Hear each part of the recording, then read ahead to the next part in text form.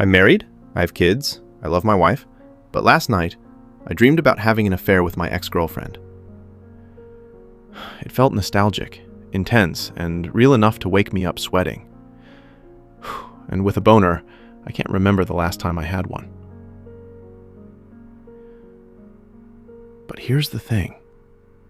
The dream wasn't about her at all. In the dream, I was in my 20s, wandering about, then found myself in her neighborhood. We were in her small, cheap apartment. I asked if she was single, but she laughed like she used to, and replied with a gentle tone, "I never got over you." Not really. I remember the light through the blinds. I remember thinking, for a second, I could drop all the tired parts of me. And brother, I did. Part of me still knew there were bills, chores, a whole lot of responsibilities waiting for me. But as she breathed on me, all those burdens weighing me down disappeared. I told her I wanted to touch parts, asked if she had any protections, but she said she's doing it with me, with or without protection. It was intense, real, felt nostalgic, and I enjoyed every minute of it. 30 minutes later, we were talking while under the duvet.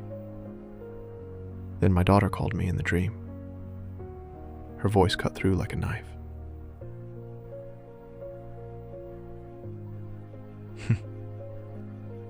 I woke up and couldn't tell which was worse.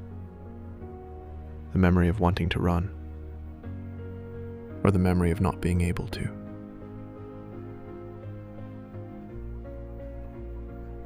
This is how it plays out in real life. I'm 33, married, kids. I don't bring money in the way my wife does. I'm basically the wife now. The only dad you'd see at kids' appointments, waiting in a room full of moms. In the quiet between tasks, I find old ghosts. Faces from before responsibility. Places where I felt lighter. So when that dream came, it didn't feel like cheating. It felt like a brief trade of my anxious present for a quieter past. And I loved that deal. My father used to talk in his sleep. I remember hearing him at night when I was a kid, mumbling, sometimes laughing. One time, in the years leading up to his passing, I heard him crying. My mom told me once that he had dreamed about his life before us, before the bills, before the pressure, before he became the man who had to carry everything. She said it like it was sad, like he was trying to escape, but whatever he was trying to escape from finally caught up to him. And maybe he was. Maybe it did, because that's exactly what I was doing. I wasn't dreaming about my ex-girlfriend. I was dreaming about the version of myself that existed before I became this. Before I became my father. The man in that dream, he had hope. He had energy. He was optimistic. He was taking risks. He was winning. He believed things would work out. And frankly, when I look at the mirror, I don't see that man anymore. I don't know that man anymore. I'm 33 now, halfway to where Dad ended. And those dreams feel less like mistakes and more like a loop. Is this the thing I swore I'd not become? Am I tracing his footsteps in sleep because I'm tracing them awake? The honest part, no one wants to say out loud, is this. The dream wasn't about my ex. Yes, I enjoyed that dream, every second of it. And if there was a button to push and I'll go back to that dream or have that kind of dream again, I will push that button without hesitation. But real talk, brother, that dream wasn't about my ex.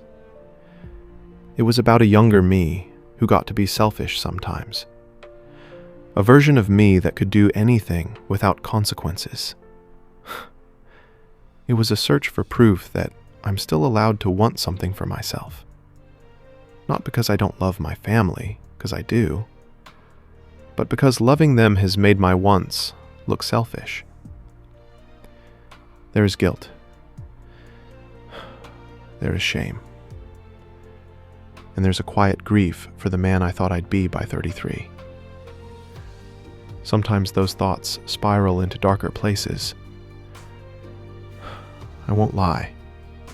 I have had days where I wondered what would happen if I just stopped.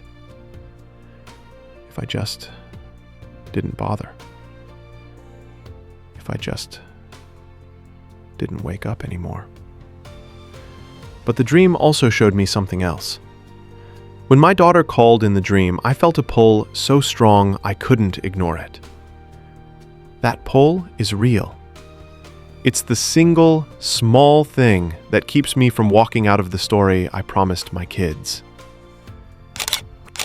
If you ever wake up from a pleasure dream like this one and feel guilty for what it revealed, you are not alone.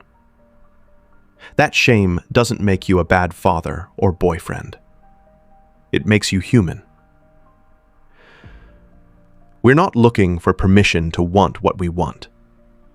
We're looking for a way to hold the wanting without letting it break the life we've built. To the man who keeps showing up, who cleans the floors at midnight and still makes school lunches at 6 a.m., I see you. If you dreamed of escape, or an old life, or a decision you can't make, that dream is a map, not a destination. It points to a wound. It points to a loneliness. Naming it is the first small step toward not letting it swallow you.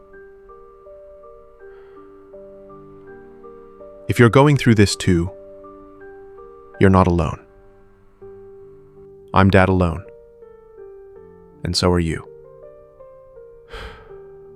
Still here. See you next week.